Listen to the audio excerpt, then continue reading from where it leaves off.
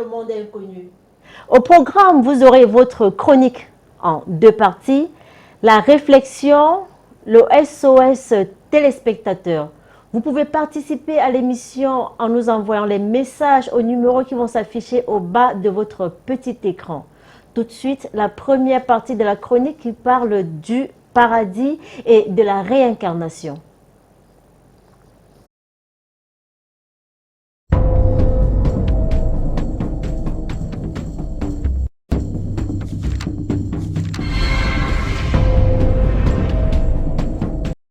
Méditation, la solution à nos problèmes. Chapitre 73. Le paradis et la réincarnation. Parlons du paradis. Étymologiquement, le paradis est du latin chrétien, mais également emprunté de l'ancien iranien, pardé. Disons qu'à l'origine il désignait un parc clos royal ou princier, dans lequel se trouvaient des animaux sauvages. Là, nous sommes au Xe siècle. Le mot paradis a pour synonyme, le bonheur.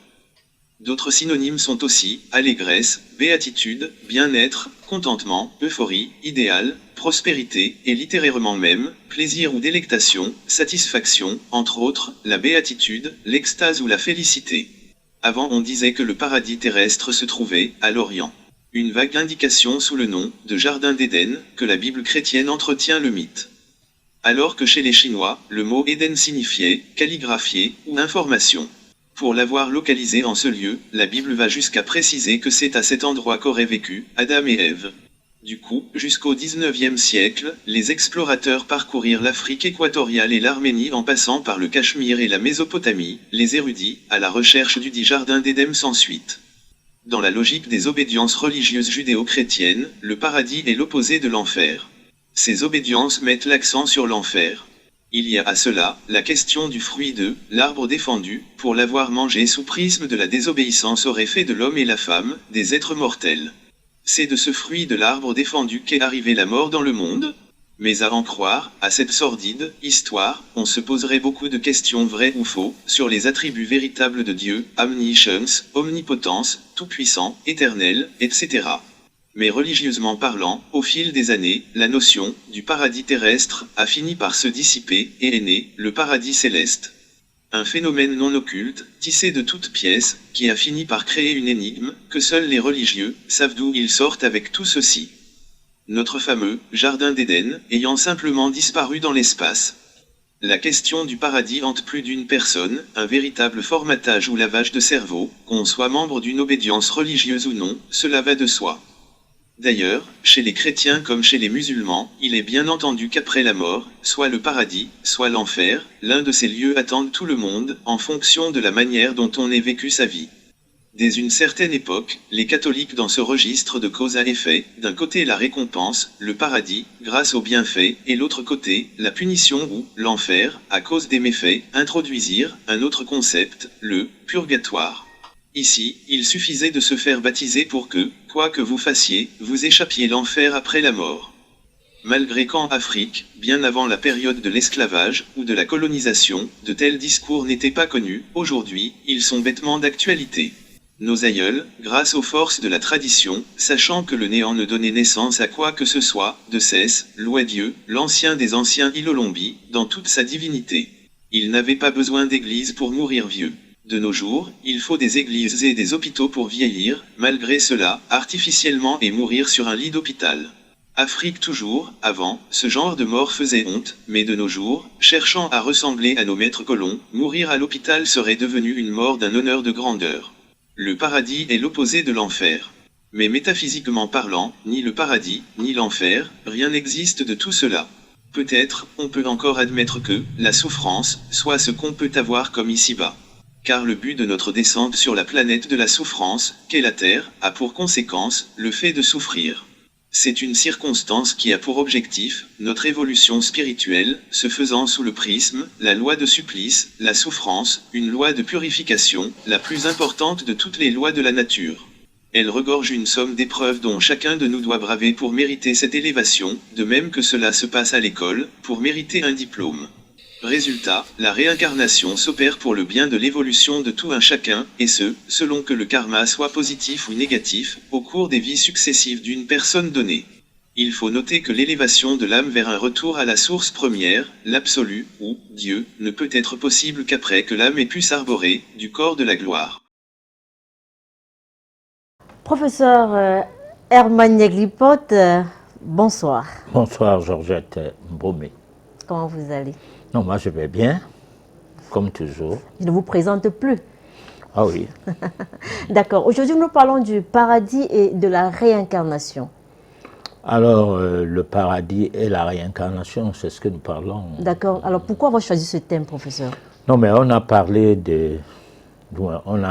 successivement de choses très utiles pour ce que l'homme peut avoir comme défaut ou qualité, qui est lié à nos mœurs.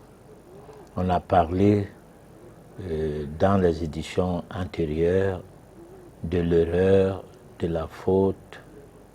Nous avons abordé le problème du diable, le problème de l'enfer.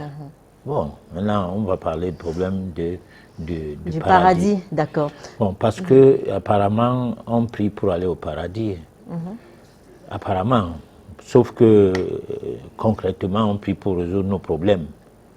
Parce que le paradis, c'est qu'on attend mourir. Et on pense qu'on ne peut pas aller au paradis si on ne meurt pas. Alors, et que le paradis, c'est le temps du dernier jugement. Donc ça veut dire que nos ancêtres qui sont décédés, qui sont morts il y a des siècles, bon, ou l'humanité qui connaît plus de 30 milliards d'années ou 30 millions, je ne sais pas combien, des milliers et des milliers d'années. Alors, tous ceux qui sont morts avant Jésus et après Jésus attendent le dernier jugement. Bon, peut-être chez les musulmans, on n'attend pas le dernier jugement, on attend être jugé directement après la mort et on te met en enfer ou au paradis, tu te retrouves au paradis. Alors, c'est des concepts, c'est pour endormir les hommes et pour atteindre un objectif, celui d'asservir spirituellement les êtres humains. Parce que, en réalité, qu'est-ce qu'il y a à avoir un Dieu qui nous punit alors que c'est lui qui nous a créés punissables? Qu'est-ce qu'il y a à avoir un Dieu qui nous tourne le dos par rapport à nos problèmes alors que ces problèmes-là, ils devraient nous empêcher de les avoir? Qu'est-ce qu'il y a à avoir un Dieu sadique qui est content de voir les gens pleurer, hein? Parce qu'il faut voir certains films, pour ne pas dire certaines émissions religieuses ou certaines télés où on passe des images qui reflètent ce qu'est devenu l'être humain aujourd'hui, surtout le noir, Oui. de nos jours, surtout les Africains. Où il y a des gens, ils se courbent à même le sol pour prier, comme la tête à terre, non parce qu'il est musulman, mais tout simplement parce qu'il prie, qu'il soit chrétien ou pas. Ou alors une chanson qui fait pleurer, on voit les gestes que les gens font, comment ils bougent et tout. Tu ressens de l'amertume, tu ressens de la douleur à leur place. Et en se posant la question, quand est-ce que l'humanité cessera de souffrir comme ça? Bon, comme le Dieu de ce milieu-là n'est pas agrandé, de peur qu'on ne soit tué par lui, parce que lui, il ne s'amuse pas, il peut te tuer facilement, ou alors, je ne sais pas, de peur que ce soit le blasphème, et que tu n'as pas le droit de blasphémer à l'égard de ton Créateur.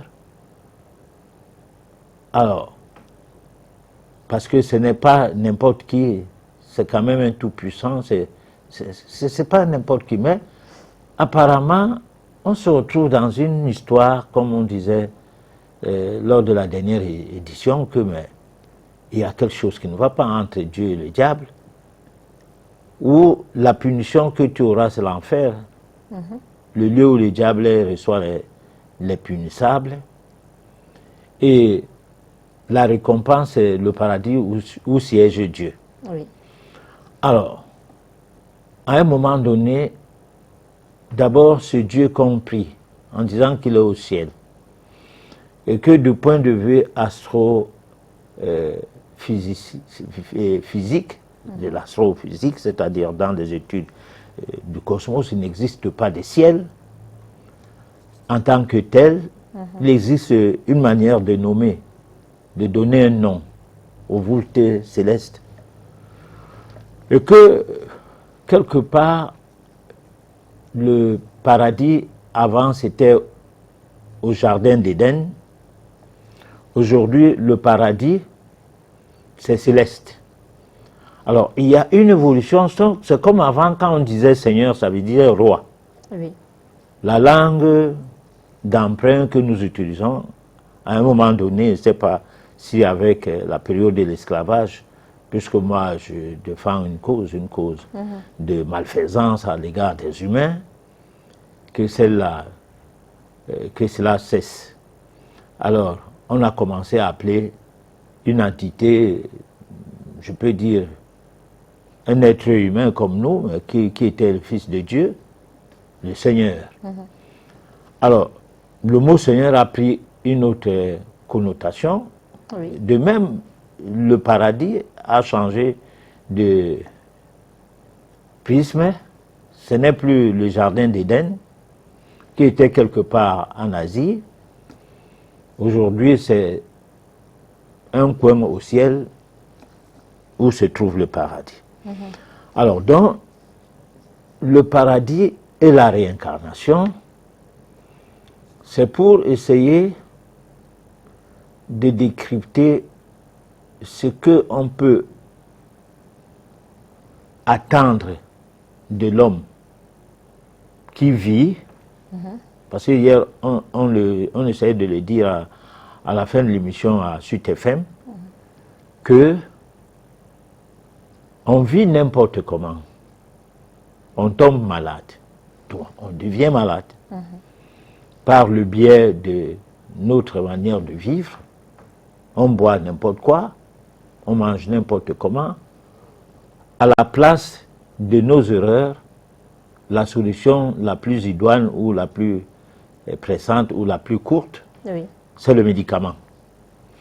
Alors, au cas où le médicament ne marche pas, c'est l'église, il faut aller prier. Et tout ça, c'est l'héritage. C'est-à-dire, c'est l'héritage d'un certain formatage qui passe par le biais de l'esclavage, de la colonisation et de la néocolonisation. Alors, cet héritage, nous avons su bien s'approprier de ça. Mais nous n'avons pas vu comment ailleurs les choses se passent. Oui. Comparaison n'est pas raison, mais quand même, ceux qui sont venus avec ces histoires-là, est-ce qu'ils sont dedans? Non. Donc, il n'y a pas un problème de comparaison, il y a un problème de constatation. Alors, quelqu'un vient et te dit que Dieu, c'est ici. Lui, il ne fait rien de Dieu. D'abord, l'amour du prochain, lui, n'a pas l'amour à l'homme noir. Et l'homme noir, c'est la race inférieure. Pense-t-il, ce n'est pas un être humain normal. Et tous les programmes orchestrés autour du noir, c'est le programme d'assujettissement à vie. Et dans une émission d'éthique,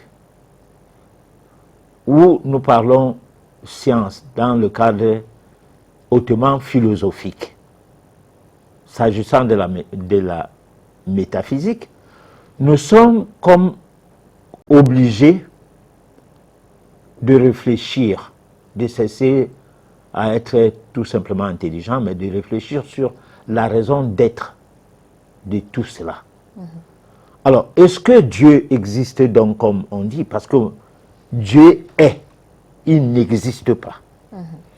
Alors, s'il est, c'est que il se manifeste par rapport à quelque chose ou à quelques phénomènes, par rapport à quelques phénomènes. Les phénomènes sont tels que les lois de la nature à ne pas transgresser. Vous ne pouvez pas manger des toxines comme nourriture, soit par ignorance, soit par abus de pouvoir vis-à-vis de soi, c'est-à-dire prendre des produits usinés qui n'ont aucune substance nutritive, à la limite qui ont des calories, parce que avec les calories, on peut se nourrir même pendant 100 ans. Mais sauf que il faut s'apprêter à un jeu de médication. Alors, et que les lois de la nature qui régissent la digestion, qui régissent la vie des cellules, qui régissent même la vie, parce que en fait, la vie est inébranlable. La vie doit être entretenue. Alors, si toutes ces lois-là, si elles sont mises de côté, on vit comme on vit, ou bien on vit comme on nous a appris à vivre, parce que déformatés, des personnes assez lourdement formatées, intellectuellement anéanties, mais lourdement diplômés, cependant, et que après qu'on n'ait plus rien de tout ce que on avait comme pouvoir sur nous, à travers le fait qu'on a les moyens de consommer tout ce qui nous plaît, et qu'on se réduise à la médication sur des chaises roulantes, sur ci ou sur ça, à un moment donné, pour s'évaguer à la prière en appelant Dieu au secours, oubliant que ces lois n'ont pas été respectées. Oubliant qu'on est cette bête de somme qui, ne sachant pas nager, plonge quand même dans l'eau. Méprisant le fait que la connaissance ou alors la réflexion des animaux dont nous appelons les bêtes ne les limite pas à ce genre de pratiques. Parce qu'une bête ne plonge pas dans l'eau si elle ne sait pas nager. Mais l'homme plonge dans l'eau ne sachant pas nager. Ne sachant pas sur quoi il compte, mais peut-être sur la prière par après. Donc là, tu vas voir les clergés mourir à l'hôpital, les pasteurs mourir à l'hôpital, malgré les hautes prières qu'ils détiennent le pouvoir du fait d'être des hommes de Dieu. On ne sait pas de quel Dieu il est question. Tout cela, en Afrique, nous devrions nous poser des questions. Que nous avons eu l'héritage de cette chose-là, comment? Voilà. D'accord, mais professeur Herman Yeglibot, et s'il fallait prendre la chose sous un autre angle, genre le paradis et l'enfer existent. Le paradis est considéré comme des actes positifs que nous posons et l'enfer comme des actes négatifs. Est-ce que on pourrait croire qu'avec cela, les Africains pourraient prendre conscience ou alors se dire, bon voilà, pour pouvoir préparer ma vie future, je devrais poser des actes positifs uniquement? Mais la vie future n'existe pas. La réincarnation, c'est quoi? Ah mais non, mais l'Africain qui fait état d'idées ou qui est accroché sur le paradis et l'enfer ne parle pas de la réincarnation. On ne lui a pas appris les choses comme ça. C'est que l'Africain... Sur la base le bien est considéré comme... Le paradis est considéré comme ce qui est bien. L'enfer considéré comme ce qui est mauvais. Peut-être on pourrait faire attention à nos actes. Je dis ceci. L'Africain est un homme dressé mentalement. Il ressemble un peu à un boxeur. Le boxeur ne boxe pas en désordre lorsqu'il est sur un ring. Il y a des règlements. Ce n'est pas le palapala du quartier. Quelqu'un au quartier tape un boxeur, mais au ring, il ne peut pas le taper parce qu'au ring, il y a un arbitre. Oui. Bon, on ne peut pas mordre quelqu'un, on ne peut pas chercher à le renverser à terre lorsque on est dans la boxe classique, normale, l'ancienne boxe. Bon, pas les boxes, c'est pas... On a plusieurs sortes de boxe à l'heure actuelle, mais la boxe traditionnelle, il n'y a que le coup de poing. Voilà. Alors, donc, quand on dresse quelqu'un à l'enfer et au paradis, que cela se passe lors du dernier jugement. Et que le jugement, là, il n'a jamais vu quelqu'un être jugé. Et que le clergé même qui lui parlait du dernier jugement et qui interdit l'adultère et tout, a fini avec sa femme. Il ne sait même pas comment faire. qu'il partage les bières, les poulets et tout à la sortie de l'église. Qu'il en tombe malade, on lui dit que ce qui entre dans la bouche n'est pas punissable, c'est-à-dire ne détruit pas l'âme. C'est seulement ce qui sort de nos bouches. Bon, ça veut dire même que même la prêche n'a pas de sens, hein, parce que ce qui sort de nos bouches est plus dangereux que ce que nous consommons. Alors donc, avec toute cette manière de faire fonctionner les cerveaux des gens, fait en sorte que les gens sont un peu rassurés qu'en priant, et surtout qu'on dit si tu as fait des péchés tout le long de ta vie, et qu'au moins au dernier jour tu puisses te repentir. Hein? Oui. Ça peut marcher, c'est pour ça qu'on faisait la dernière onction.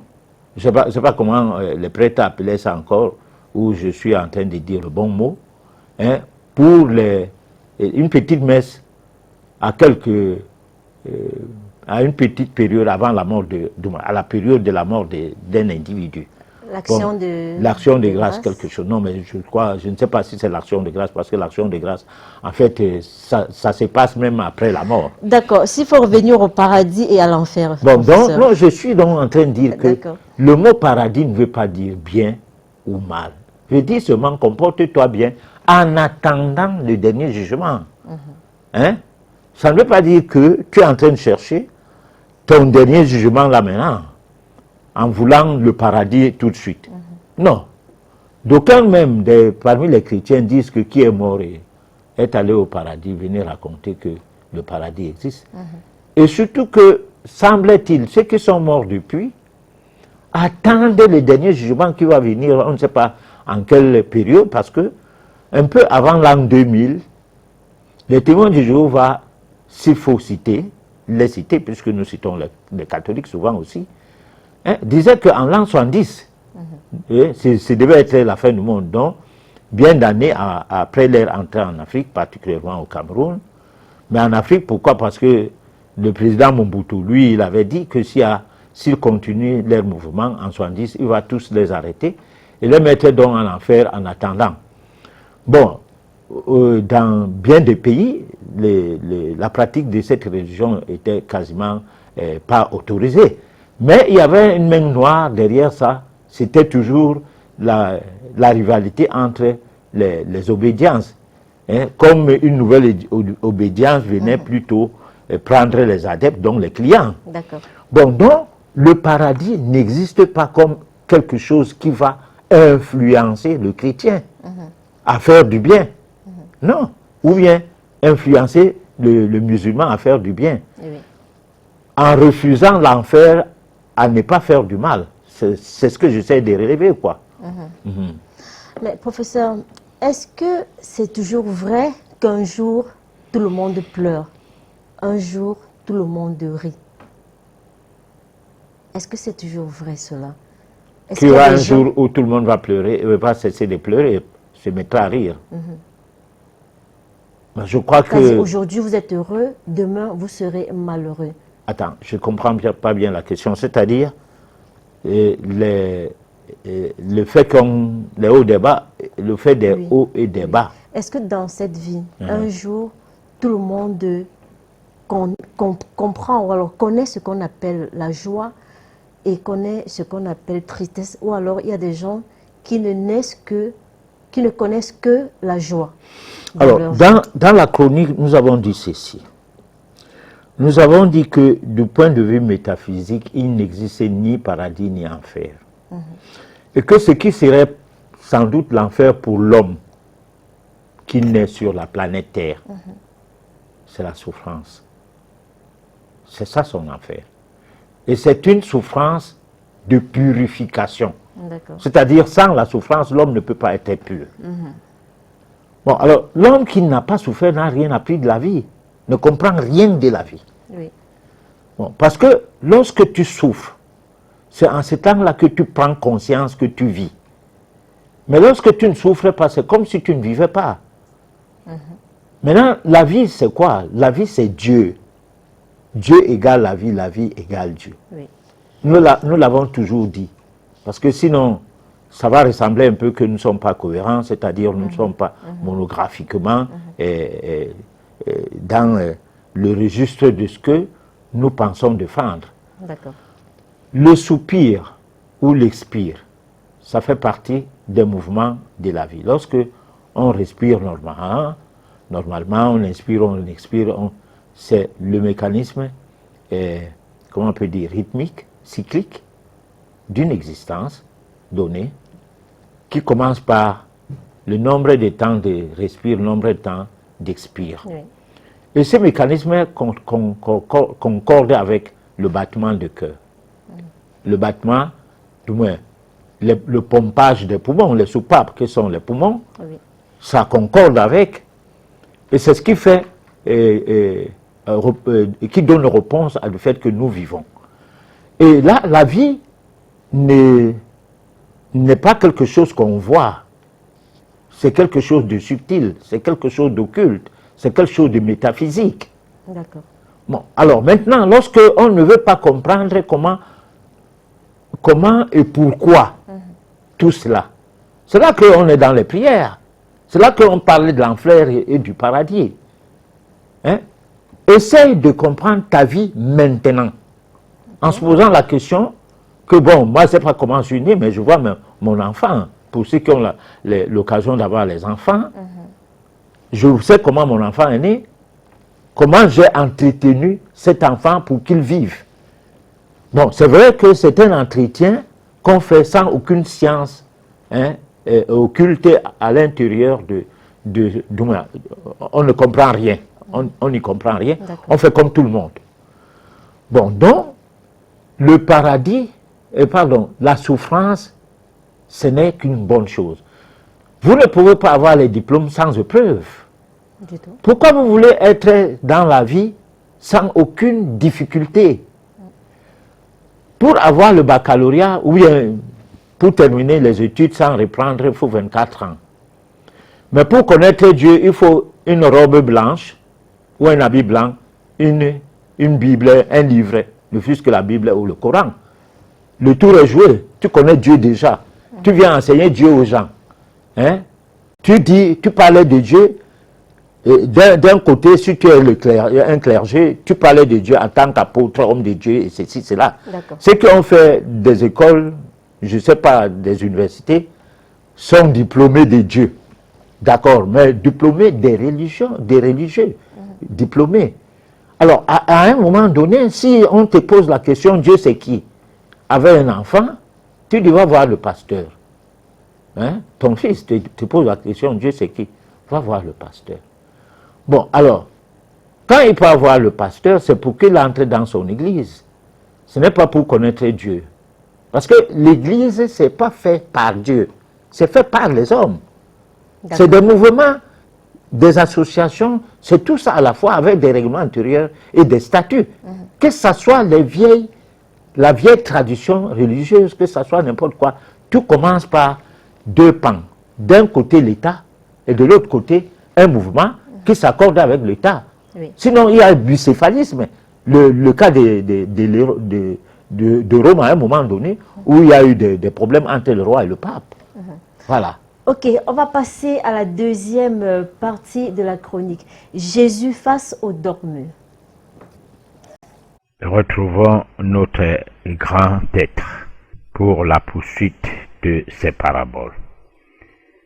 Il me conduisit tout d'abord dans une ville où se trouvait une grande cathédrale et dit avec un sourire empreint de quelque compassion: sache que dans cette cité vivent ceux qui s'appellent eux-mêmes mes ministres. Ils proclament la bonne nouvelle et l'évangile de l'amour. Cependant, leurs visages démentent leurs paroles, leurs voix lugubres semblent annoncer la mort plutôt que l'immortalité.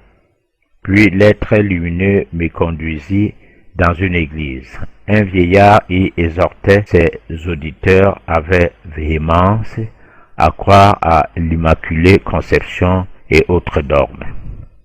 Le maître sourit doucement et dit: en vérité, ce vieillard a une étrange opinion de moi. Il emploie son éloquence et sa force à enseigner des idées sans importance. Il pense à tort que je serais courrouceux si mes fidèles me pouvaient supporter avoir été conçus comme tous les autres hommes nés d'une femme.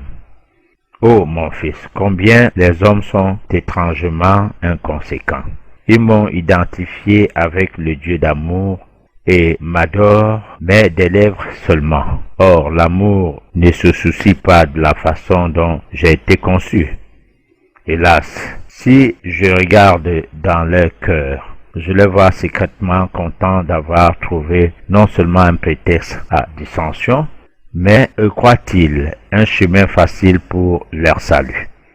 En vérité, il est plus aisé d'accepter une doctrine difficile à comprendre que d'aimer ses ennemis et de faire du bien à ceux qui vous haïssent. J'ai enseigné que la condition essentielle pour le salut est d'aimer Dieu et son prochain comme soi-même. Les dogmes sont une offense à l'intelligence de l'homme, et ce n'est jamais moi qui les ai établis. Loin de créer l'unité, ils entravent l'essor du cœur et de l'esprit et donnent des prétextes à division. Hélas, mes ministres ont perdu la clé de mes paraboles. Ils prêchent des erreurs qui fauchent mes instructions et remplissent l'esprit de mes fidèles d'inutilité, de superstition.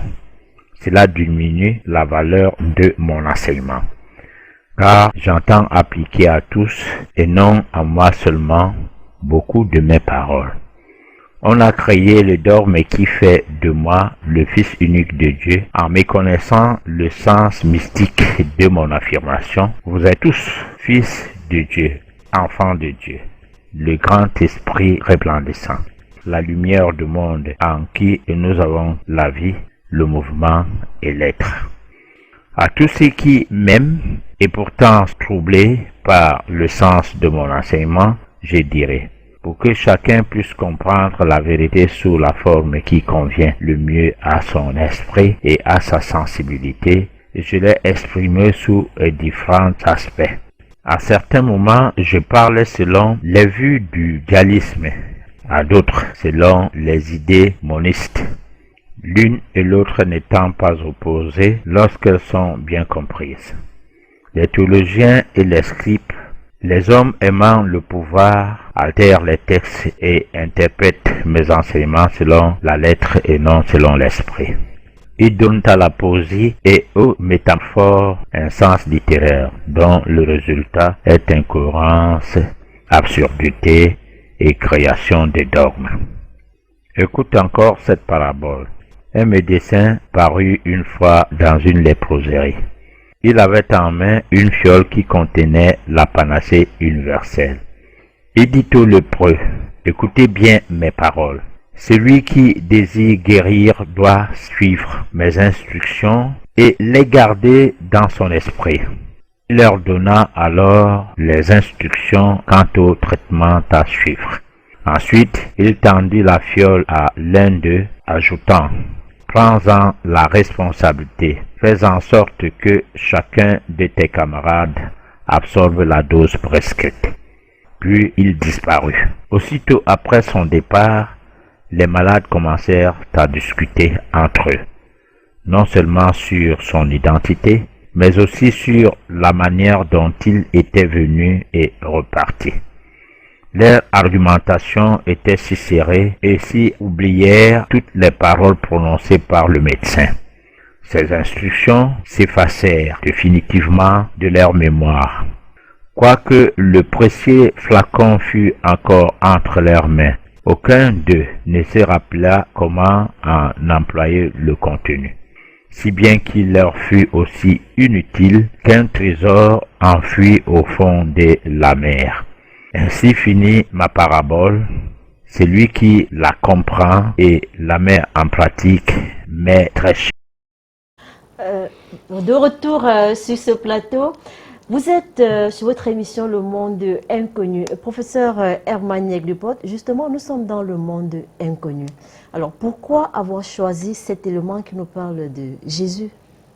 Pourquoi? Ben, Jésus, c'est social. L'émission est sociale. Nous ne parlons pas aux anges.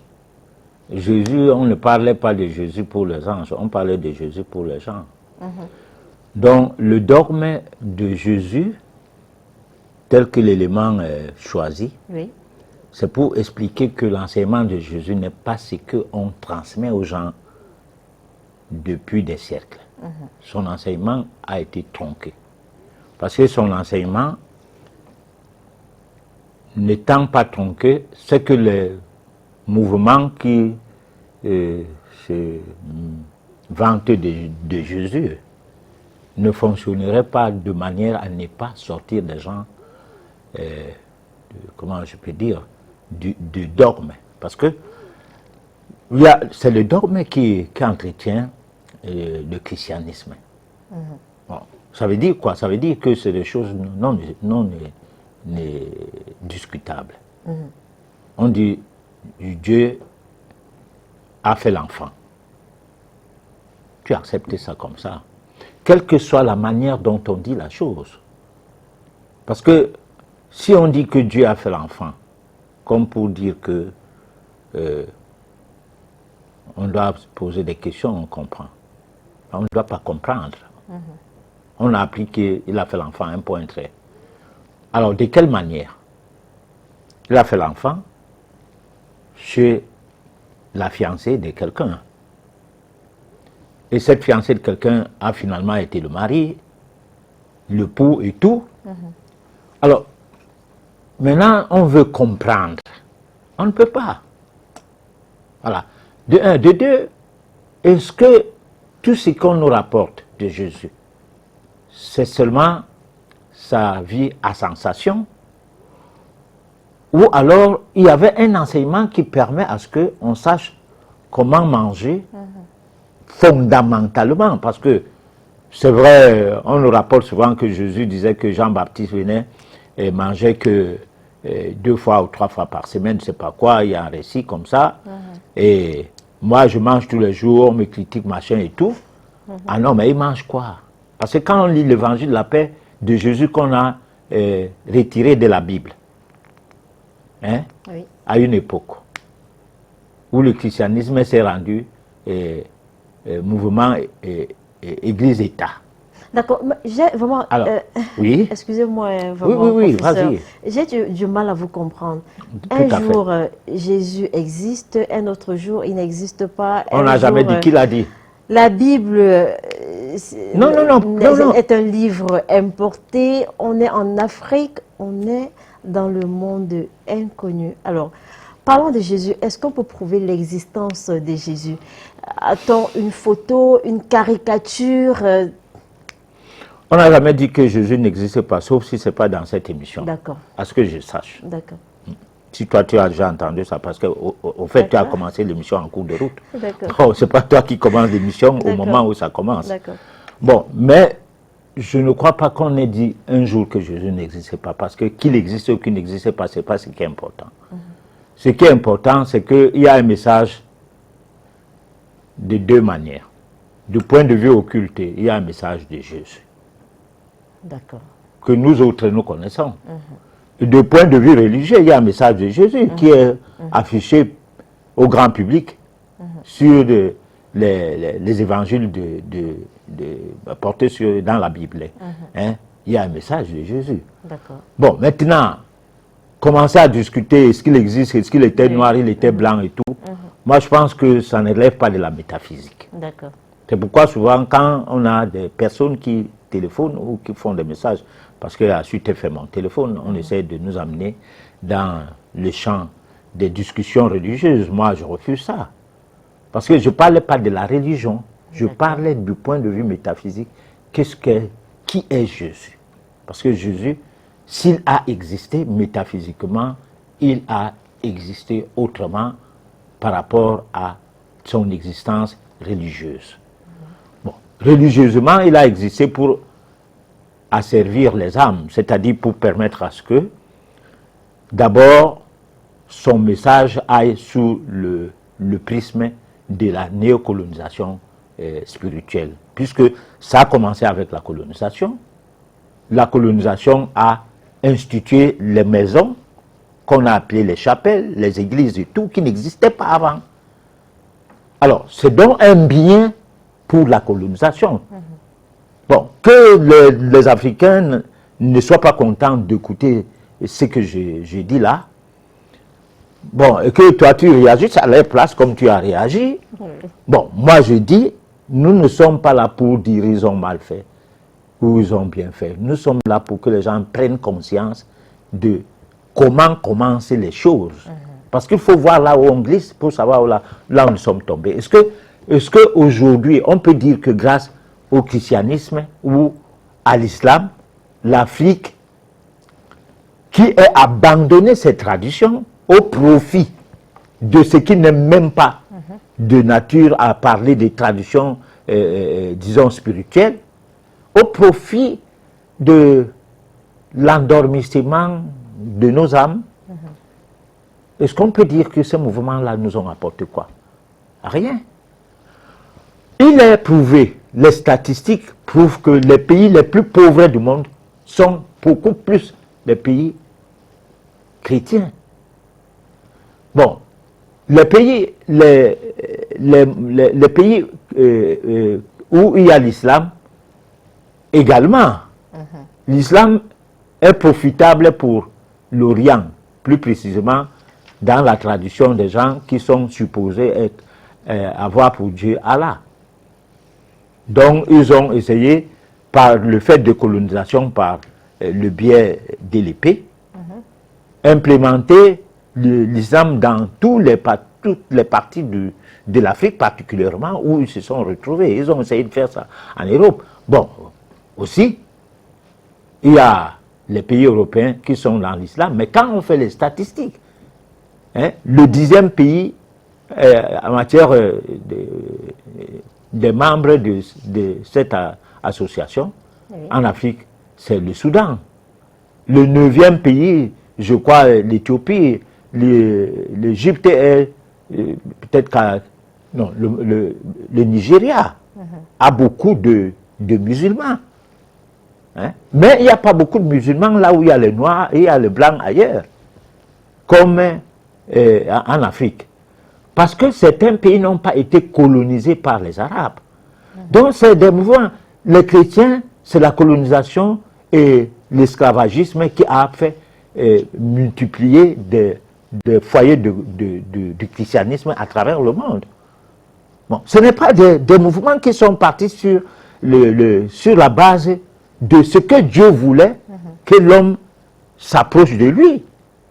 Hein? C'est des mouvements humains qui ont eu pour réponse de gérer les humains par rapport à par rapport. D'accord. Voilà. Ça va, professeur? Non, je ne sais pas si ça va, c'est toi qui poses des questions. D'accord. On va prendre la réflexion et on se retrouve juste après pour la suite de l'émission.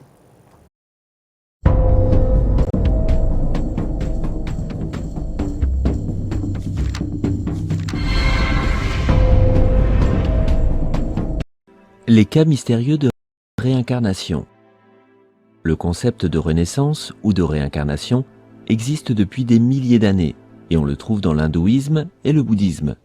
Ce concept défend la thèse selon laquelle les anciennes âmes d'une vie antérieure renaissent dans un nouveau corps. De nombreuses personnes croient que ceci existe réellement, alors que d'autres pensent que c'est simplement de la foutaise. Peu importe ce en quoi vous croyez, ces cas mystérieux de réincarnation nous intriguent. Nous verrons un certain nombre d'enfants qui croient fermement qu'ils ont déjà vécu sur la... James Leiniger.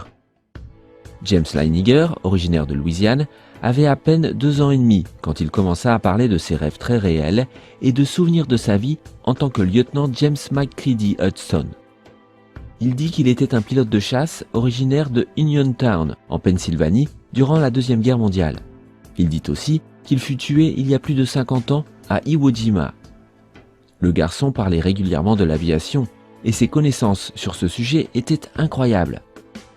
Ses parents ne connaissaient rien à l'aviation, ni à l'armée de l'air. James rêvait qu'il avait été tué par un avion de chasse japonais. Il était impossible pour James d'en savoir autant à son jeune âge. Ses parents réalisèrent que ceci était très spécial. James, son père, se mit lui-même à investiguer. Il découvrit qu'il y avait un petit avion d'escorte nommé Natoma Bay qui avait survolé cette région durant la bataille de Iwo Jima. Des investigations supplémentaires ont démontré qu'il y avait effectivement un pilote du nom de James Hudson et, tenez-vous prêts, qui avait effectivement été abattu par la riposte japonaise. Numéro 6. Chanai Chumalaiwong. Né en Thaïlande, il a commencé à l'âge de 6 ans à raconter à ses parents qu'il était un enseignant du nom de Bua Kai et qu'il a été abattu par balle alors qu'il était en route pour l'école. Le garçon a tellement insisté que ses parents actuels l'amenèrent où Bua Kai a vécu pour voir les parents qu'il avait dans sa vie antérieure. En fin de compte, sa grand-mère l'a amené au lieu et l'a directement conduite vers une maison où vivait un couple très âgé. Il a tout de suite reconnu ses parents de sa vie antérieure. Le plus étrange dans cette histoire est que on a tiré sur Bua Kai à l'arrière de sa tête et Chanai a 2 taches de naissance exactement au même endroit où Bua Kai s'est fait tirer dessus. Avant cette rencontre, les 2 familles ne connaissaient rien l'une de l'autre. Sam Taylor. L'histoire la plus étrange de réincarnation est celle de Sam Taylor, qui est probablement la réincarnation de son propre grand-père. Cela paraît très compliqué, mais les faits nous indiquent que Sam est en réalité son grand-père, ou quelque chose du genre. Sam n'a jamais connu son grand-père, parce que ce dernier est mort 18 mois avant sa naissance. Dès son très jeune âge, Sam montrait des caractères d'une vie antérieure, mais ses parents étaient très sceptiques. Jusqu'au jour où, âgé de 2 ans, Sam a dit à son père « Quand j'avais ton âge, je changeais tes couches ». Sam raconta également à ses parents des choses très confidentielles au sujet de son grand-père qu'il ne pouvait pas connaître.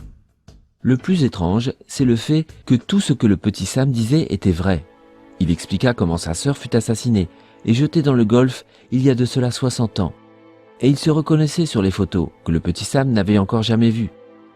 Sam parvenait toujours à reconnaître la bonne personne sur les photos, parce qu'il savait que c'était elle. C'est tout pour notre vidéo sur les cas mystérieux de réincarnation. Que pensez-vous de la réincarnation? Faites-le nous savoir dans les commentaires. Pour faire plus de vidéos pour cette chaîne, nous avons besoin de votre soutien. Vous pouvez nous soutenir en cliquant sur le bouton j'aime si vous avez aimé la vidéo, en vous abonnant pour continuer à suivre la chaîne et en cliquant sur la cloche de notification pour être informé. Professeur Herman Yeglipot, un mot par rapport à cet élément que nous venons de suivre. Voilà, cet élément, nous l'avons pris sur le net, on ne l'a pas inventé. Oui. Bon, et puis ce n'est pas les Noirs qui sont sur ça.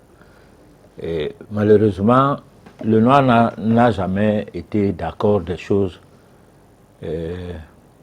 qui ne ressemblent pas à ce que la colonisation ou la néocolonisation les fait comprendre. Oui.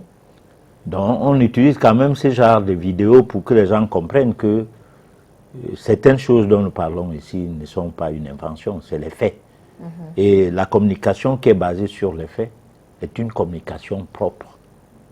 Ce n'est pas une opinion, ce n'est pas une leçon qu'on donne à qui que ce soit.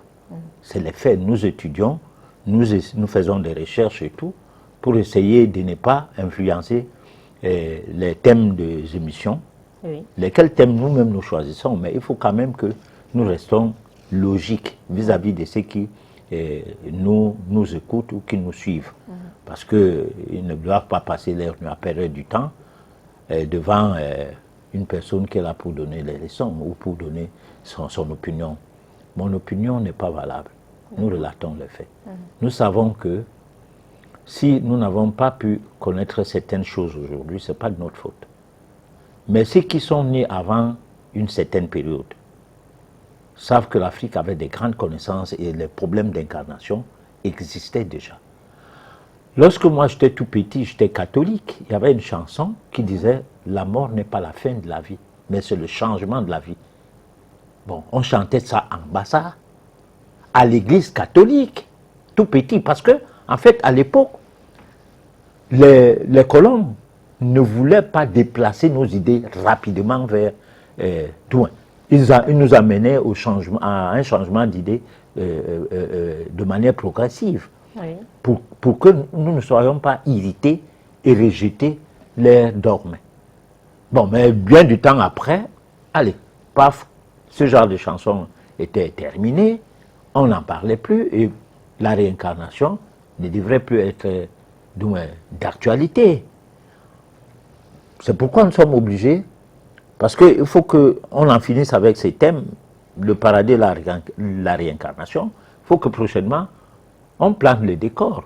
Même peut-être que bibliquement, on prenne les bases sur certains récits bibliques pour pouvoir dire la réincarnation existe.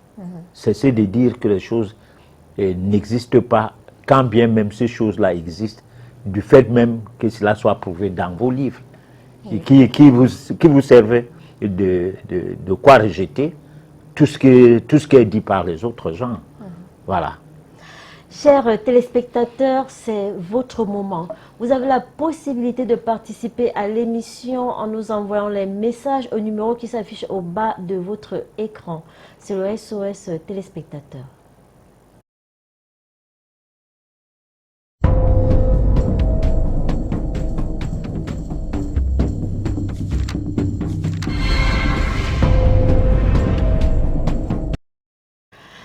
Salut à vous sur le plateau, très belle émission. J'aimerais savoir principalement à quoi rime la réincarnation et quelles sont les démarches à suivre et aussi comment peut-on savoir si la réincarnation a réussi. C'est Yagi Jérôme depuis Garoua. Alors, on a dit que la réincarnation, c'est comme pour mieux expliquer ça, l'homme devrait se poser d'où je viens. Pourquoi suis-je là? Où vais-je me retrouver le moment venu? Alors, nous venons d'où? Nous avons été créés hier, et ou bien ce sont nos parents qui nous ont créés finalement, parce que allez multiplier, vous remplissez la terre. Ou alors nous avons vraiment été créés. Alors, donc, à la base, l'homme est sur cette planète, sans doute venant des autres planètes, mais sur cette planète pour accomplir une certaine mission. Vivre veut dire avoir une mission. Avoir une mission veut dire qu'on doit s'attendre à l'accomplir. Alors, mais si on a une mission, si on doit l'accomplir, c'est que qui contrôle notre mission? Comment, pour savoir, pour que nous puissions l'accomplir ou pour ne l'avoir pas accompli, qu'on soit obligé de l'accomplir? Qui? C'est la loi de la nature. Si tu craches en l'air, ça retombe sur ton visage. Si tu poses des actes, c'est ces actes-là qui vont retourner contre toi. Si ces actes-là sont mauvais, ça sera contre toi. Si c'est bon, ça sera pour toi, c'est-à-dire ça sera une récompense. Alors donc, d'où venons-nous? Bon, on ne sait pas. Pourquoi sommes-nous là? On ne sait pas. Après, on va mourir pour aller où? On ne sait plus. C'est pourquoi je pense qu'une mission telle que la nôtre devrait susciter une curiosité. Non pour dire à quelqu'un, tu viens de tel ou tel endroit, tu es là pour telle mission, et voilà, après tu vas mourir et aller là-bas. Ah non. Quand quelqu'un mange, c'est quelqu'un d'autre qui sent le goût de la nourriture qu'il avale, non, ou qu'il mâche. Ou bien, quand il faut manger, tu dis, bon, moi je ne mange pas, toi viens manger à ma place. Hein? Comme ça va se retrouver dans mon ventre. Non, pourquoi les choses sont si faciles à comprendre, à travers lesquelles on devrait se poser la question sur aussi des choses qui ne sont pas faciles à comprendre. Comment faire pour les comprendre? Bon, notre vie c'est même quoi? C'est ça les questions à se poser, je pense. Et là, à se poser de telles questions individuellement, on aura la possibilité d'avoir le ressentir. Les messages nous seront communiqués parce que nous sommes préoccupés. Parce que celui qui dort, qui se lève tôt et qui se mouille de la rosée, c'est celui-là qui récolte. Hein, parce qu'il est en activité. Mais celui qui dort carrément, qui passe son temps au lit, ne se mouille jamais de la rosée, il ne devra rien s'attendre à rien. Tu ne peux pas rester chez toi, tu pries, tout le temps, les amis viennent te donner à manger. Hein? Non. Ou bien au niveau de la toiture, au niveau du plateau, du plafond. Bon, Dieu prépare là. Après, il ouvrait un coin du plafond, la nourriture descend, tu manges et puis tu te couches encore. Ou bien alors tu continues à prier. Non. Voilà. D'accord. Ça fait 7 ans que je suis malade. Puis-je guérir? Il faut d'abord chercher à savoir pourquoi tu es malade. Là, tu vas guérir. Parce que le véritable problème, c'est ce que je disais tout à l'heure. C'est que nous faisons des choses. Je dis nous. Je dis ça toujours. Que quand je dis nous, c'est parce que un doit toiser les gens qui me regardent et 3 doigts me regardent. Donc, en fait, ça me regarde encore beaucoup plus que nous. Alors, nous faisons des choses. C'est les choses-là qui nous rendent malades. De deux, nous avons la généalogie. Oui. C'est-à-dire les parents qui ont commis des erreurs avant notre naissance. J'ai tout dû donner certains exemples sur le fait que si ton père vole de l'argent, vient nourrir sa famille, donc toi compris, au bout d'un moment, sachez que vous avez mangé du poison. Si on vole, on truande les gens, on fait ceci, on vous envoie en Europe, partout dans le monde, avec les biens des autres gens. Le renversement de la situation voudrait bien que vous payiez. Ça peut se passer que c'est les grands-parents. Vous n'étiez pas au courant de ça. Oui. Donc la maladie est parfois occulte et la maladie est aussi physique. Dans le cadre de l'occulte, c'est la voyance qui peut nous permettre de savoir si nous devons, on se doit, s'il y a lieu de faire un mea culpa, c'est-à-dire demander à la nature de nous pardonner de ce qui s'est passé dans notre famille, dont nous sommes en réponse de ça comme étant des coupables. Donc on peut être malade sur ces plans-là, on ne saura jamais, parce que religieusement parlant, la voyance c'est des conneries, il ne faut même pas aller voir les voyants. Bon, alors, tout comme on peut être malade, comme je dis souvent, en mangeant, en buvant, en se soignant n'importe comment, et puis en priant, la maladie devient chronique à la longue. Pourtant, ça a commencé avec des petites indigestions, et que chronologiquement, on aurait dû suivre la démarche des modifications, des changements qu'on a, comme le changement du poids. Parce que lorsque le poids de quelqu'un commence à changer, plutôt il se voit dans l'embonpoint, il se voit heureux, alors que le poids est synonyme des déchets, des surcharges. À nous tous, moi-même, tout le monde.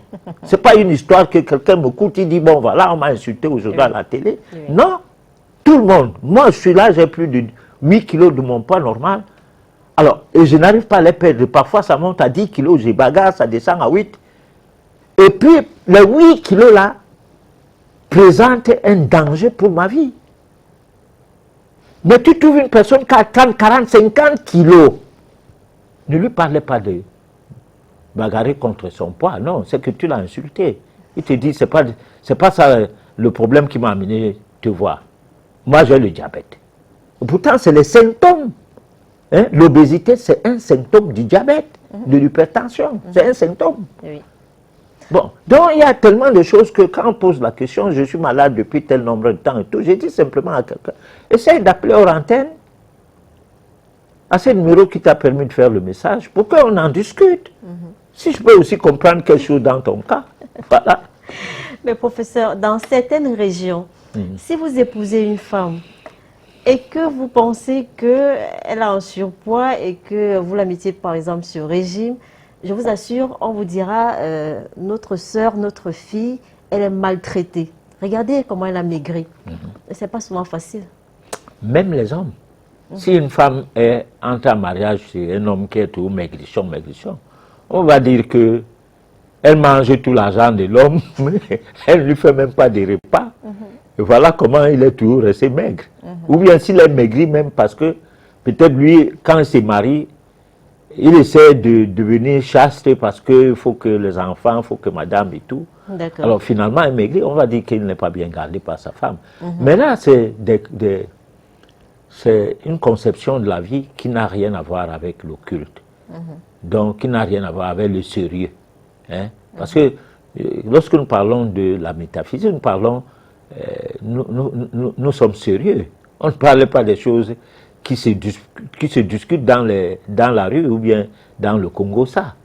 Hein? On essaie d'être sérieux parce qu'on se dit que c'est la mère des sciences dont il est question et qu'il faut aller dans ce qui est d'une pureté indiscutable. Hein? On ne peut pas avoir le poids que fin de compte, on sera obligé de le perdre par le biais de la maladie. Parce qu'il y a certaines fois, quand vous avez le diabète, fin de compte, ça se transforme en diabète maigre. C'est-à-dire que vous perdez du poids, vous n'avez plus la chair, le sucre vous bouffe tous les tissus. Voilà. D'accord. Un grand merci à vous, professeur. Je crois que je viens de me retrouver. Professeur, j'aimerais vous rencontrer. Je suis à Yaoundé.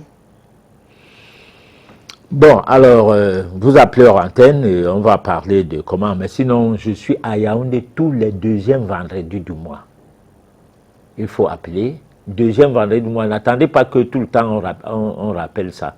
Pour ceux qui sont abonnés à l'émission, qui nous écoutent tout le temps, qu'ils le sachent. Parce que les gens de Yaoundé, certains éprouvent les difficultés de venir à Douala. Bon, je me dis, on peut se rencontrer, échanger un peu. D'accord. Voilà.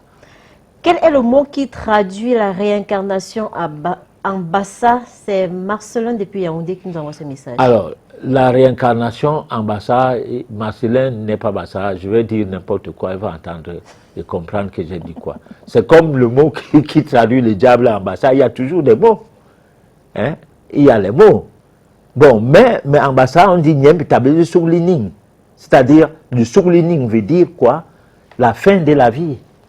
Alors, si le Bassa récite ça comme ça, que Nyem Tabele Soulining, Nyem il est Hengening. Le Hengening veut dire donc, réincarnation. Voilà. Émission très instructive. J'aimerais, s'il vous plaît, savoir si la masturbation est une erreur ou une faute et quelles sont les conséquences spirituelles d'un tel acte. Et pour terminer, quelques astuces pour nous libérer de ce karma négatif. C'est Daniel depuis Douala.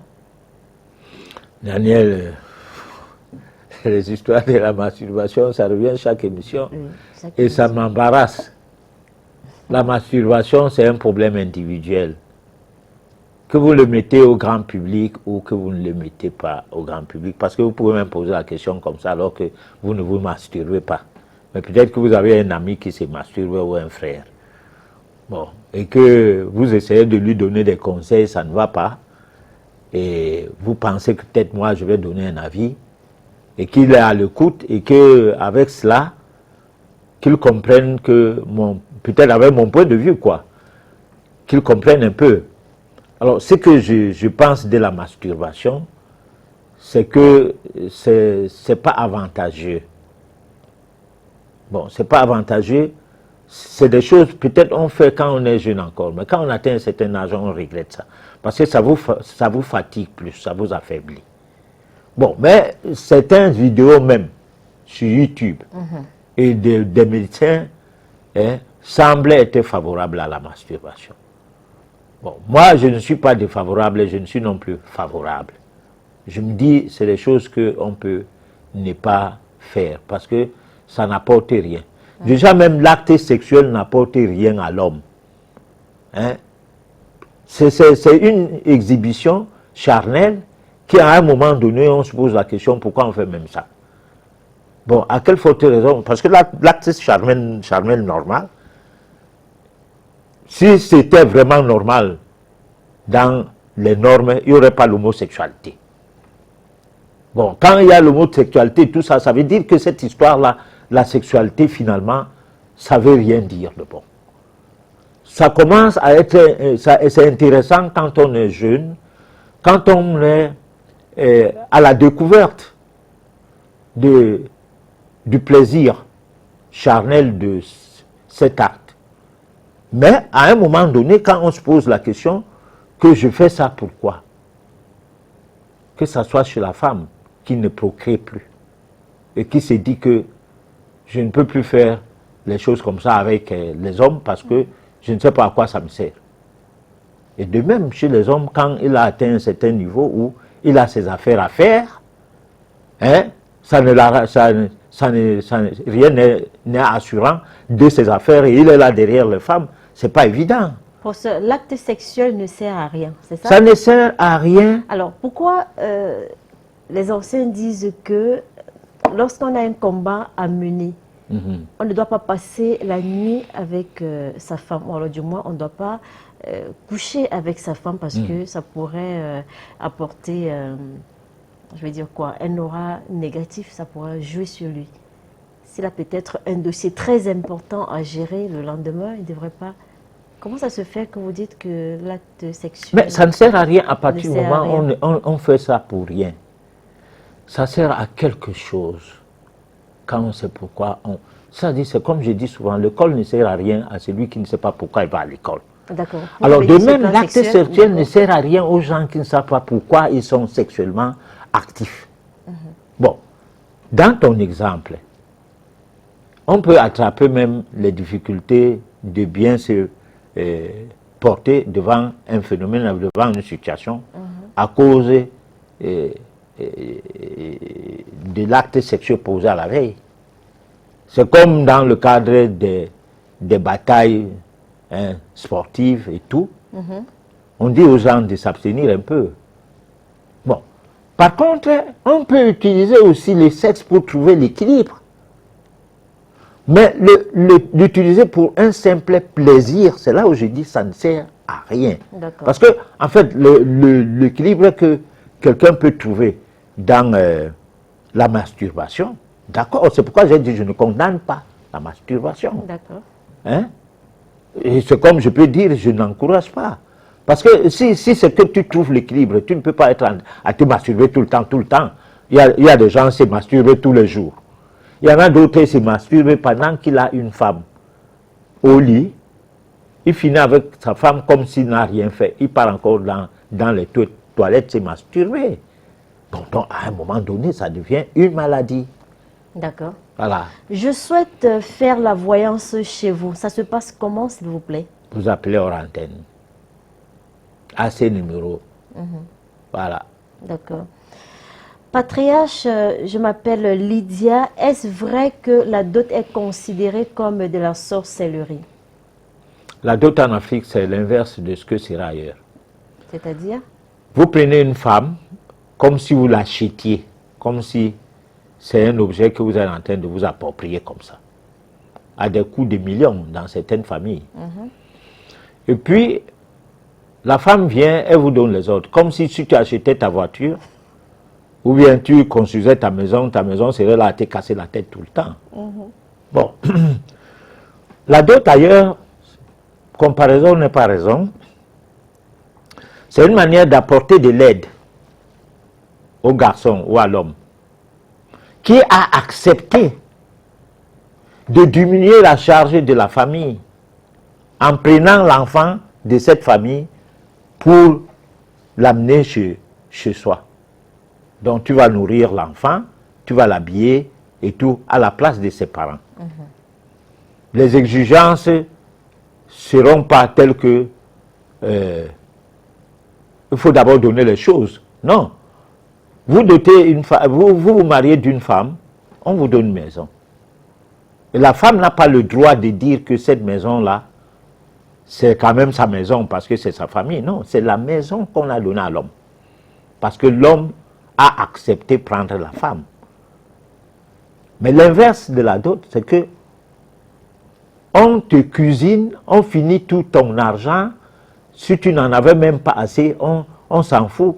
Et si la fille d'autrui que tu as chez toi n'arrive pas à manger, elle commence à chercher les hommes à gauche, à droite, parce que la famille veut la tuer, ou bien rentrer chez ses parents pour raconter des histoires là-bas qu'on ne mange pas, on n'a même rien et tout.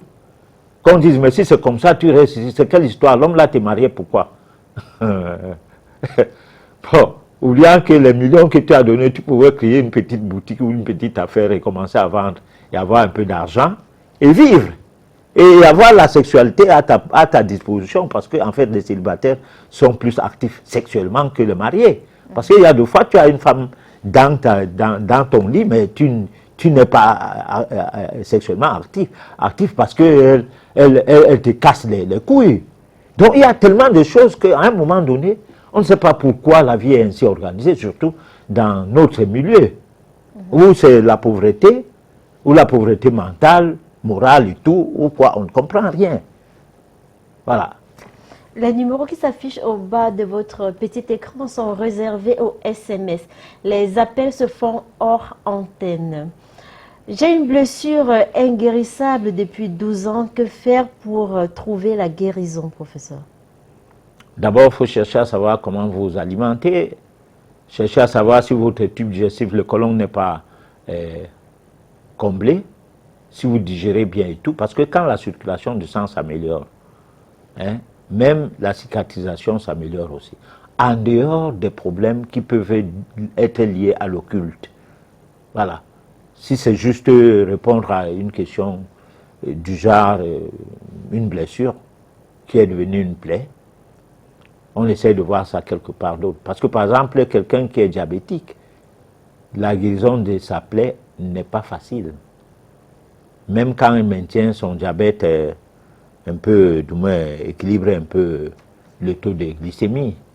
Voilà. Patriarche, s'il vous plaît, j'aimerais savoir s'il peut y avoir mariage entre deux personnes qui ont eu des arrière-grands-parents qui étaient cousins. C'est Solange de Dedo qui nous envoie ce message. Ça dépend des familles. Parce qu'ailleurs, les cousins et cousines se marient.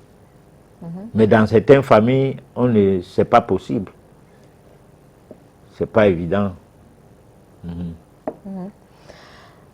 Quand quelqu'un exerce une prière voulant s'adresser à Dieu avec une bougie de couleur rouge, cela signifie quoi, s'il vous plaît? C'est Marie depuis Douala.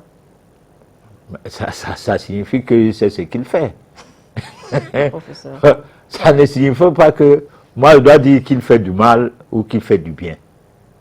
Il a appris que peut-être que quand il va utiliser la couleur rouge, ça sera pour attirer comment on peut dire, la clarté, la chance et la prospérité. Il va allumer la bougie rouge.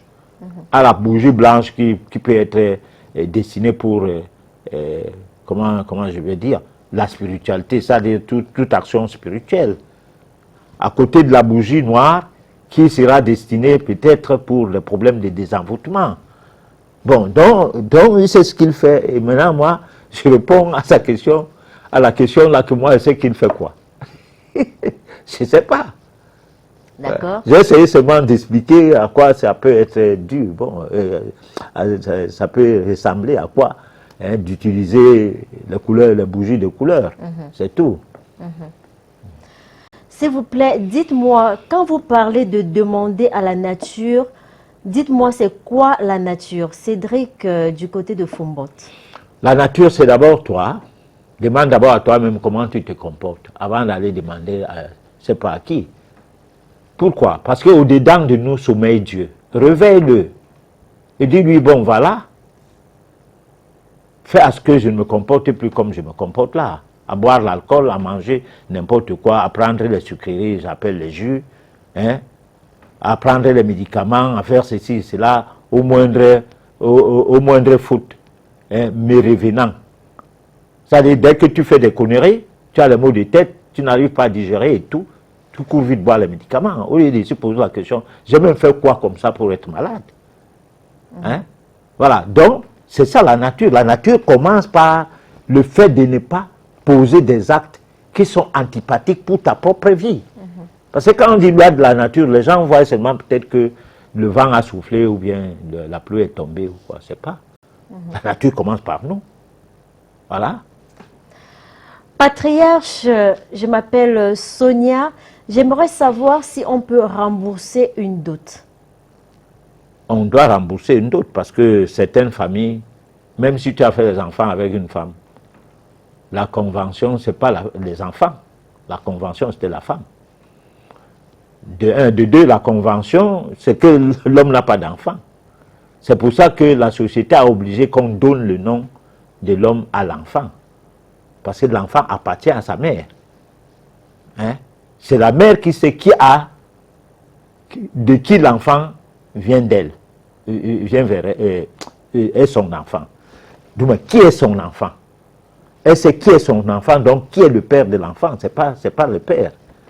Donc l'enfant n'appartient pas au père. Mais, puisque l'enfant porte le nom de l'homme, qu'il soit né de n'importe qui, il devient ton enfant. Hein? Surtout si tu as des preuves que sa mère a été dotée, même si c'est que tu sais qui est le père de cet enfant-là, allez, tu l'arraches.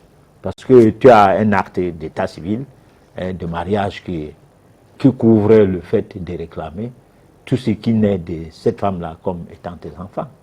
Quitte à ce que ce soit des messieurs ou des dames qui vont venir te tuer, parce que le karma le voulait. Professeur, mais comment on rembourse une dot? Je ne sais pas comment. Moi, je sais seulement que j'ai connu des cas où tu peux demander la main à une femme.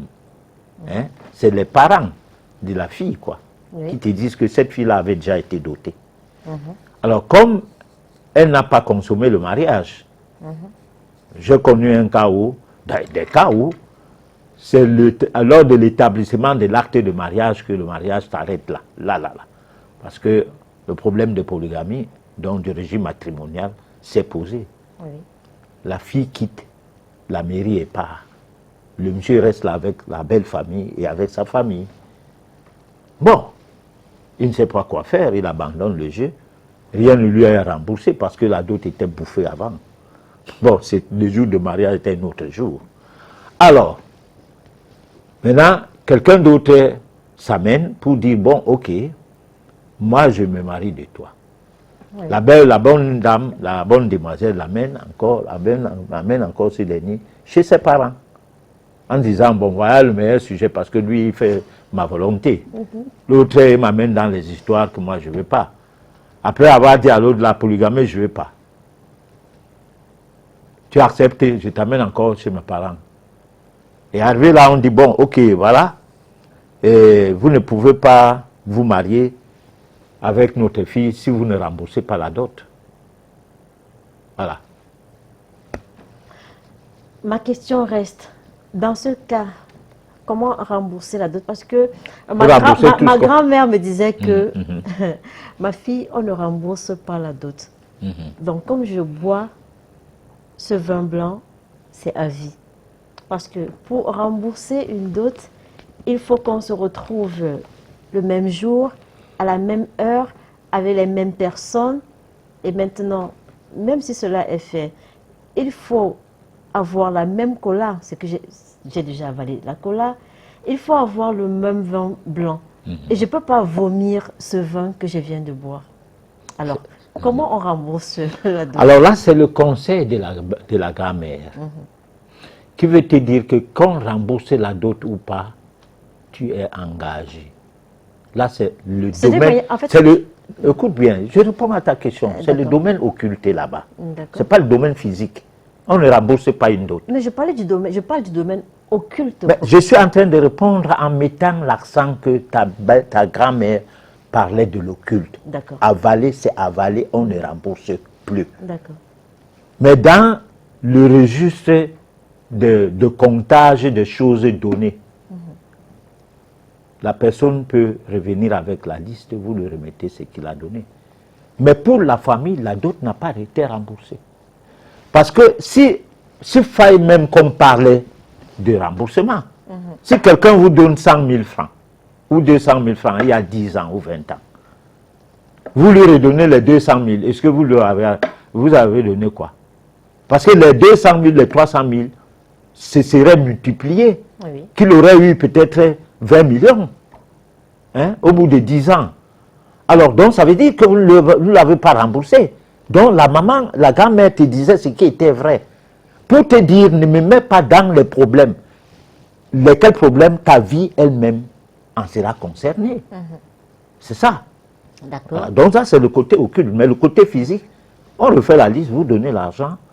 C'est comme ça. Puisqu'il y a des familles qui ont repris, qui ont retourné l'argent D'accord. pour que les filles se marient ailleurs. D'accord. Parce qu'on peut apprendre sur une fille la dot 2 fois. Voilà. D'accord. Rien ne marche chez moi. Tout ce que je fais échoue d'abord. Je n'arrive jamais à mener à bien un projet. Je ne sais pourquoi ma vie se passe ainsi. Que faut-il faire, professeur? Il faut faire la voyance, c'est tout. Il faut que la voyance soit faite pour voir qu'est-ce qu'il y a derrière ça. Parce qu'en dehors de ça, on va leur dire quoi maintenant là? On ne saura pas quoi dire.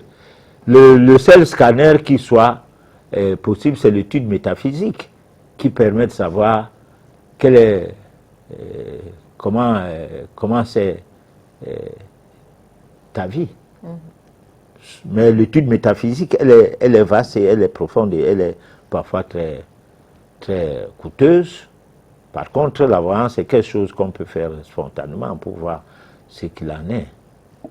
D'accord. Comment découvrir le mystère de la femme? On ne peut pas découvrir le mystère de la femme. Moi, je dis souvent que je n'ai pas peur du lion, des bêtes féroces et tout, mais j'ai peur de la femme. Parce que c'est elle la mère de l'humanité. Et une maman qui peut se retourner contre son fils, qu'est l'homme, alors il y a un problème. D'accord. On va se quitter sur ce message. Est-ce que le poison mystique rend impuissant? Oui, mais on va étudier ce problème peut-être d'une manière très approfondie. Voilà. D'accord. Professeur, on est arrivé au terme de cette édition. Votre mot de fin? Alors, mon mot de fin, c'est qu'on n'a pas nous sommes contents hein, que les gens nous suivent. Voilà. D'accord. Voilà. D'accord. Merci beaucoup, professeur, pour tous ces enseignements. Chers téléspectateurs, nous avons passé un excellent moment avec vous et on espère que vous aussi. Donnons-nous rendez-vous mardi prochain à partir de 23 h. D'ici là, portez-vous bien.